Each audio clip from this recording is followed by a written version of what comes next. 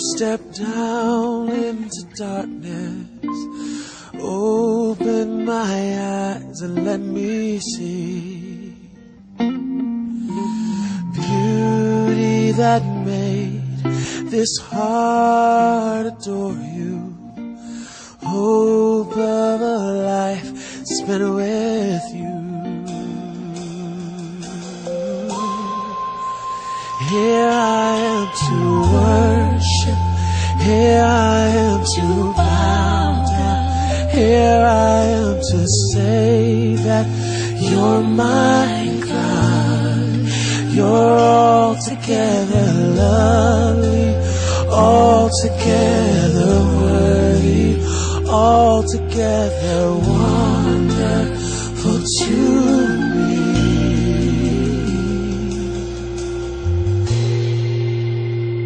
Totale par la présence de Dieu. Marc le chapitre 15 à partir du verset 6. Libération totale par la présence de Dieu. Alléluia. Tout le monde se lève pour qu'on lise la sainte parole de Dieu. Marc le chapitre 15 à partir du verset 6. Je lis la parole de Dieu. À chaque fête, il relâchait un prisonnier, celui que demandait la foule. Verset 7, il y avait en prison un nommé Barabbas, avec ses complices, pour un meurtre qu'il avait commis dans une sédition. La foule étant montée, se mit à demander ce qu'il avait coutume de leur accorder. Pilate leur répondit, voulez-vous que je vous relâche le roi des Juifs? Car il savait que c'était par envie que les principaux sacrificateurs l'avaient livré. Le verset 11, mais les chefs des sacrificateurs excitaient la foule afin que Pilate les relâchât plutôt Barabbas. Pilate, reprenant la parole, leur dit, que voulez-vous donc que je fasse de celui que vous appelez le roi des Juifs? Il criait de nouveau, crucifie-le. Pilate leur dit, quel mal a-t-il fait? Et il criait encore plus fort, crucifie-le. Le verset 15, Pilate, voulant satisfaire la foule, leur relâcha Barabbas. Et après avoir battu de verge Jésus, il le livra pour être crucifié. De ceux qui aiment la parole, acclament la parole de Dieu. De ceux qui aiment la parole, acclament la parole de Dieu. Seigneur éternel, je veux te bénir pour ce moment. L'humanité n'a pas connu de plus grand prédicateur que toi. Et Paul a dit, si je vis, ce n'est plus moi qui vis. Si je prêche, ce n'est plus moi qui prêche. C'est toi qui prêches en moi. Je prie que toute pensée captive soit envoyée à l'obéissance à Christ au nom de Jésus. Père, glorifie ton serviteur de la gloire que tu lui as donnée, afin que ton serviteur puisse te glorifier encore ce matin. Au nom de Jésus, on s'assoit dans la présence de Dieu. Alléluia. Libération totale par la présence de Dieu. Libération totale par la présence de Dieu. Voici une histoire très prophétique qui va illustrer un peu ce thème. Jésus est un homme qui a marqué son temps. Jésus est un homme qui a marqué l'humanité tout entière. Au point où ceux qui ne croient pas en lui jusqu'à aujourd'hui, pour parler du temps, ils ont besoin de se référer en son nom. Parce que quand on parle des personnes dans ce monde, on peut te dire 2000 ans avant Jésus, 3000, il est la référence du temps. Alléluia. Jésus est un homme qui a traumatisé Israël en son temps. 3 ans de ministère, mais tout Israël était en émoi. Le nom de Jésus défrayait la chronique au-delà des frontières d'Israël. Jésus était un homme très important, un homme très puissant. Et la Bible dit qu'il a dit dans sa parole qu'il est venu sauver, il n'est pas venu condamner. Et il arrivait dans la vie de Jésus que les gens vont fomenter les coups contre lui pour le tuer. Mais tout cela était le programme de Dieu pour le salut de l'humanité. Et il va arriver un certain moment que dans le stade de Jésus va se trouver l'un de ses pasteurs du nom de Judas, qui était un apôtre que Dieu a appelé, mais qui malgré tous les enseignements, tous les messages, n'a pas voulu changer. Et voici que Judas va laisser pendre. Et il va avoir ce qu'on appelle vraiment une débandade parmi les disciples. Parce que le maître a été saisi. Mais tout cela était le programme de Dieu. Et la Bible dit que dans cette conspiration, dans la marche vers l'accomplissement du dessein de Dieu, ils vont conduire Jésus chez Pilate. Parce qu'en ce moment, Pilate était le gouverneur romain qui exerçait son hégémonie sur le peuple d'Israël. Vous savez, cela existe un peu par exemple en Côte d'Ivoire. Nous savons que nos colons sont les Français. Aujourd'hui, quand tu vas aller au niveau de Port-Boué, tu vas remarquer qu'il y a ce qu'on appelle le 43e BIMA, qui est une armée française, une occupante sur le territoire ivoirien. Ces choses aussi ont existé au temps du Seigneur. Et l'occupant était les Romains. Et Pilate était un gouverneur romain, alléluia, qui exerçait son pouvoir. Et le droit de mort avait été retiré à Israël. Or, selon la loi de Moïse, quand quelqu'un pêche et il commet certains péchés, il est lapidé jusqu'à ce que moi s'en suive. Mais comment vous pouvez comprendre avec moi que malgré que les gens détestaient Jésus, ils n'ont pas pu lapider Jésus jusqu'à ce que moi s'en suive? Pourquoi? Parce que les Romains avaient interdit qu'on tue quelqu'un sans leur accord. Donc ça fait qu'il était difficile pour eux de tuer quelqu'un comme ça. Même si la loi de Moïse nous demandait de lapider quelqu'un jusqu'à ce que moi s'en suive, c'était très difficile pour eux. Parce que les Romains avaient interdit cela. Donc pour pouvoir exécuter quelque chose, ils étaient obligés d'aller demander le consentement des Romains. Raison pour laquelle ils vont prendre Jésus, ils vont l'envoyer chez Pilate. Pour que Pilate puisse donner son accord et que Jésus soit tué et que Jésus soit exécuté. Mais la Bible dit que ce jour-là, c'était le jour d'une fête. Ils étaient dans un climat festif. Alléluia. Et il y avait quelqu'un qui était en prison du nom de Barabbas. La Bible dit qu'il avait été mis en prison à cause de 2 délits. À cause de sédition et à cause des meurtres. Quand on parle de sédition, on parle d'émeutes. Quand on parle d'émeutes, on parle de troubles à l'ordre public.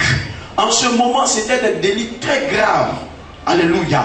Parce que quand les Romains sentent qu'il y a émeute dans un endroit, ils se disent qu'il y a une rébellion qui veut se lever pour les dégager. Et là, ils ne jouent pas, ils deviennent très agressifs, très dangereux. S'il faut même qu'ils fassent des génocides, ils le feront.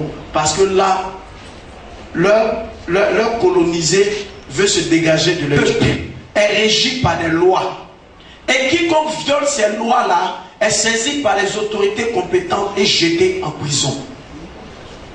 Du fait que Barabbas était en prison, ce n'est pas parce que les gens voulaient mettre Barabbas en prison, mais c'est parce qu'il y avait des lois qui régissaient la communauté juive en son temps. Et même jusqu'à aujourd'hui, il y a des lois qui régissent chaque nation, chaque peuple. Et quand tu violes ces lois, on te saisit et on te met en prison. Alléluia. Vous savez, le nom de Barabbas est un nom très prophétique. Barabbas est un nom qui était francisé. Sinon, le juif, lui, ne te dira pas Barabbas. Le juif te dira Bar-Abba. Bar-Abba. Bar qui veut dire fils comme Bar Jésus. Et Abba qui veut dire père comme Abba père. Donc, il s'appelait fils de son père. Alléluia. Donc, le juif te dira Bar-Abba. Mais le nom était francisé en disant Barabbas. Alléluia. Et son nom même exprime la profondeur de l'action que Dieu veut poser dans ta vie. Pourquoi? Regardez seulement le nom de Barabbas. Et permettez-moi de dépeindre un peu l'image de Barabbas dans un contexte qui nous permettra de comprendre la pensée de Dieu. Un homme qui appelle son fils, parce que les Juifs ne donnent pas les noms comme ça. Ils donnent les noms en fonction d'une circonstance ou d'une réalité. Il appelle son fils Barabbas, ça veut dire fils de son papa. Ça exprime une certaine fierté du père. Et quelque part, il voudrait que son fils soit comme lui. C'est pourquoi il donne le nom de son fils, fils de son père. Du genre, sois comme ton papa. Alléluia. Et ce nom-là, c'est le nom que nous aussi nous portons. Parce que prophétiquement, chaque chrétien s'appelle Barabbas. Parce que tu t'appelles fils de Dieu. Et Dieu voudrait que tu sois comme lui. Parce que le nom Barabbas veut dire fils de son père. Donc on dit fils de Dieu, Dieu voudrait que tu sois comme lui. Quand il a dit à Barabbas, Barabbas, ça veut dire que sois comme moi, sois à ma ressemblance et à mon image. Alléluia. Sois grand comme ton papa. Vous savez, même quand un papa est mauvais, même quand un papa est un criminel, il ne va jamais vouloir que son fils soit ce qu'il est. Il va toujours vouloir des bonnes choses pour son fils. C'est pourquoi le Seigneur a dit, méchants comme vous êtes, vous savez donner des bonnes choses à vos enfants. À plus forte raison, votre Père qui est dans les cieux. La Bible dit que le cœur de l'homme est tortueux par-dessus tout. Malgré la méchanceté de l'homme, l'homme ne peut jamais vouloir le malheur de son enfant. Donc du fait que le père de Barabbas lui a octroyé ce nom, ça signifiait qu'il voulait que son fils soit quelque part comme lui, dans le bon sens, reflète sa gloire, reflète sa personnalité, reflète sa notoriété. Mais ce qui est bizarre, Barabbas n'a pas été comme son père certainement. Barabbas est devenu un criminel. Barabbas s'est trouvé en prison. Barabbas était la honte de sa famille. Alléluia. Je veux dire à quelqu'un ce matin que tu es Barabbas. Mais Barabbas s'est trouvé en prison. Pourquoi? Parce qu'il avait violé des lois. Si les hommes qui vivent dans des communautés, dans des endroits, dans des nations, ils vivent au travers des lois, sachez que Dieu qui a créé toutes choses a des lois. Et quiconque viole les lois de Dieu, Satan le prend et l'emprisonne. Donc la prison dans laquelle tu te trouves n'est pas fortuite. C'est parce que tu as violé une loi divine. Tu as violé une loi spirituelle. Et c'est pourquoi ta vie est semblable à la vie de Barabbas en prison. Tu as violé la loi de Dieu quelque part, mon frère. Tu as violé la loi de Dieu quelque part, ma soeur. C'est pourquoi actuellement ta vie est semblable à la vie de Barabbas. Parce qu'un père veut le bien de son fils. Je veux dire à quelqu'un ce jour que quand Dieu t'a envoyé au monde, personne sur la terre ne peut dire que lui il a dit au Seigneur, Seigneur, je veux naître sur la terre. Au moment où tu te rends compte que tu es né, non, ça veut dire que tu es né par la volonté de Dieu. Et si Dieu t'a envoyé sur la terre, ça veut dire que Dieu veut de bonnes choses pour toi parce qu'il est un père pour toi. C'est lui qui t'a envoyé sur cette terre. C'est pas toi qui lui as demandé de venir. Et si c'est lui qui t'a envoyé, c'est qu'il a tout préparé pour que sur cette terre tu sois heureux, tu sois heureuse. Donc la volonté de Dieu pour toi, c'est ta guérison. La volonté de Dieu pour toi, c'est ton mariage. La volonté de Dieu pour toi, c'est la prospérité. La Bible dit que je souhaite que tu sois en bonne, que tu prospères et que tu sois en bonne santé comme prospère l'état de ton âme. C'est la volonté de Dieu que tu prospères. Jésus s'est arrêté devant ses disciples. Il dit, je suis venu afin que mes brebis aient la vie et qu'elles soient dans l'abondance. Alléluia. Il dit qu'il est venu pour ça. Il s'est déplacé pour ça. Pour que ces brebis aient la vie et qu'elles soient dans l'abondance. La Bible dit que le Fils de l'homme a apparu afin de détruire les œuvres du diable. La maladie est une œuvre du diable. La pauvreté est une œuvre du diable. Et le Seigneur dit, lui, il est venu détruire ça. Donc la difficulté dans laquelle tu te trouves n'est pas la volonté de Dieu. Arrêtez d'avoir un complexe misérable dans votre esprit et d'avoir les mentalités qui attristent le cœur de Dieu. Parce qu'aujourd'hui tu n'arrives pas à manger. Parce qu'aujourd'hui tu ne te maries pas, tu dis c'est la volonté de Dieu. Ne laisse pas Satan te convaincre des mensonges. Parce que Dieu se révélera à toi comme il s'est révélé à Adam pour te dire, qui t'a dit que tu es nul? Dieu te posera la question, qui t'a dit que tu vas pas te marier? Qui t'a dit que tu ne vas pas travailler? Qu'est-ce que tu pourras répondre? Parce que Dieu t'a jamais dit que tu seras misérable. Dieu t'a jamais dit que tu vas mourir dans le ridicule. Donc n'accepte pas des paroles que l'Éternel ne t'a pas dit. Parce que l'Éternel est tes pères. Et il voudrait que toi, ta vie reflète sa gloire à tous les niveaux. Donc c'est la volonté de Dieu que tu sois béni. Mais Seigneur, bizarre, tu es le contraire de ce que Dieu veut. Barabbas était le contraire de ce que son père voulait. Et Barabbas était en prison. Vous savez, quelqu'un me dira certainement de Dieu, je ne suis pas concerné par ce sermon, parce que je ne suis pas en prison. Mais la prison n'est pas physique. La prison, elle est spirituelle. Vous savez, quand tu es en prison, tu es entre quatre murs. Tu ne peux pas avancer. Tu tournes sur toi, toujours dans le même périmètre. Toujours, tu es dans la même commune, dans la même maison. C'est le même visage que tu vois tous les jours. Ça aussi, c'est l'image d'une prison. Quand on est en prison, au travers des persières, on peut voir les gens aller se marier, mais on ne peut jamais aller se marier. On peut voir les gens aller au travail, mais on ne peut jamais nous-mêmes travailler. On peut voir les gens voyager, mais on ne peut jamais voyager. C'est toi toujours, tu accompagnes les gens à l'aéroport Félix Houphouët-Boigny. On ne t'accompagne jamais. Tu es dans la prison du non-accomplissement. Tu es dans la prison du chômage. Parce que tu vois les autres aller travailler, mais toi tu ne peux pas aller travailler. Parce qu'un prisonnier c'est comme ça. Quand il est en prison, il ne peut que constater, il ne peut que voir. Mais lui-même, il ne peut pas rentrer dans l'accomplissement de ces choses. Quand on est en prison, on ne mange pas ce qu'on veut, mais on mange ce qu'on trouve. Souvent, il y a des jours où tu ne te portes même pas bien. Il y a des nourritures que tu n'as pas envie de manger, mais c'est ça, ils ont préparé à la maison, tu ne peux pas faire autrement. Et ça dégrade ta santé parce que tu es dans la prison de la pauvreté. Demandez aux prisonniers s'ils mangent bien. Ils ne mangent pas bien.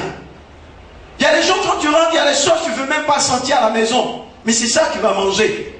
Souvent tu es interdit de manger certaines nourritures. Tu manges. Souvent on croit que tu es têtu. Tu ne fais pas par exprès, ça s'impose à toi. Ta dimension financière ne peut que te permettre de manger cette nourriture même qui te détruit. Et tu es en prison. Mais béni soit l'Éternel parce que Barabbas n'est pas resté en prison. Je vais annoncer à quelqu'un ce matin que tu ne resteras pas dans cette prison. Et je te révélerai ce matin par l'Esprit de Dieu comment tu sortiras de cette prison. Une libération totale par la présence de Dieu. Barabbas était dans la consternation. Barabbas était condamné parce qu'il y avait 2 délits graves sur lui. Si on veut actualiser la vie de Barabbas aujourd'hui, on peut dire que quand on parle de Barabbas, on parle de faux usage de faux. Quand on parle de Barabbas, on parle d'association de malfaiteurs. Quand on parle de Barabbas, on parle de braquage à main à main. Quand on parle de Barabbas, on parle de crime contre l'humanité. Quand on parle de Barabbas, on parle d'atteinte à la sûreté de l'État. Quand on parle de Barabbas, on parle de danger permanent pour la société. Tous ces délits étaient sur Barabbas. Mais je veux dire à quelqu'un que ce que Barabbas est devenu est ce que Satan a voulu. Satan voulait que Barabbas soit ainsi. L'enfer se réjouissait de ce qu'ils avaient damné la vie de quelqu'un. Les démons se réjouissaient parce qu'ils avaient déjà signé le décret de la destinée de Barabbas. Les sorciers de la famille de Barabbas pouvaient se moquer de Barabbas pour dire qu'il ne va jamais sortir parce que la situation dans laquelle il se trouve est une situation grave. Je veux dire à quelqu'un que les démons sont contents de la situation que tu vis. Les démons se moquent de toi. Les ennemis de ta famille se moquent de toi. Tes voisins se moquent de toi. Les sorciers de ta région se moquent de toi. Ils disent que tu vas rester dans cette situation. Ils disent que tu vas demeurer ainsi. Et c'est comme ça que les ennemis de la famille de Barabbas se moquaient. Oui, quand souvent il y a des femmes qui sont là et leurs enfants les envoient de la nourriture, envoient certaines bénédictions, elles sont contentes devant les portes. Elles crient, moi mon enfant a réussi. Mais la mère de Barabbas, elle ne peut pas dire ça. Parce que son fils est en prison. Le père de Barabbas, il ne peut pas dire ça. Et de façon indirecte, souvent quand tu passes, tu n'entends pas ce qu'on dit, mais tu sens qu'on parle de toi. Ce sont tes ennemis. Ils sont en train de parler mal de toi. Ce sont les démons. Ils veulent que tu restes en prison. Mais leur voix n'est pas la voix de Dieu. Leur prophétie n'est pas la prophétie de l'Éternel. Parce que la Bible dit qu'il retire l'indigent du fumier pour le faire asseoir à la table des rois. Je veux annoncer à quelqu'un ce matin que peut-être qu'on se moque de toi. Peut-être tu es dans la prison du célibat. Tu es dans la prison de la maladie. Tu es dans la prison du non-accomplissement. Tu es dans la prison des blocages. Mais je veux t'annoncer qu'il y a un temps pour toutes choses. Il y a un temps où tu étais dans cette douleur. Mais aujourd'hui est le 9e mois. Est le mois de la sortie du bébé. Est la sortie de ta personne. Parce que l'Éternel apportera ce matin même, ta libération. Au nom de Jésus. Vous savez, quand Barabbas était jeté en prison, il n'était pas seul, il avait des groupes. Je veux dire à quelqu'un que quand Barabbas allait en prison, il allait seul. Il n'est pas allé avec ses amis. Tu auras toujours des amis qui vont t'encourager à pécher contre Dieu. Mais le jour où tu seras dans les problèmes, ils t'abandonneront. Barabbas ne partageait pas sa souffrance avec quelqu'un. Bien-aimé, il ne faut pas marcher avec des personnes qui peuvent polluer ton atmosphère spirituelle. Il ne faut pas marcher avec des personnes qui vont te donner des conseils qui vont détruire ta foi. Il ne faut pas marcher avec des personnes, bien-aimé. La camaraderie, c'est une chose pour laquelle on ne passe pas le concours. On ne marche pas avec n'importe qui. Il faut savoir avec qui tu marches. Quand tu souffres seul. Barabbas a eu des gens pour l'encourager. Des gens vont t'encourager à vivre dans l'impudicité. Des gens vont t'encourager à vivre dans l'adultère. Des gens vont t'encourager à vivre dans la masturbation. Les gens vont t'encourager à mentir. Les gens vont t'encourager à faire du mal. Mais le jour où la conséquence de ton péché viendra, ils ne seront pas là. Ne vis pas ta vie par rapport à autrui, mais vis ta vie par rapport à ce que Dieu attend de toi. Alléluia. Et Barabbas était seul. Vous savez, souvent quand tu causes avec les grands délinquants, il arrive des moments où ils entrent en eux-mêmes et ils regrettent ce qu'ils ont fait. Mais ils n'ont pas la force de changer parce qu'il y a un démon qui les fatigue. Ils ont un état de conscience.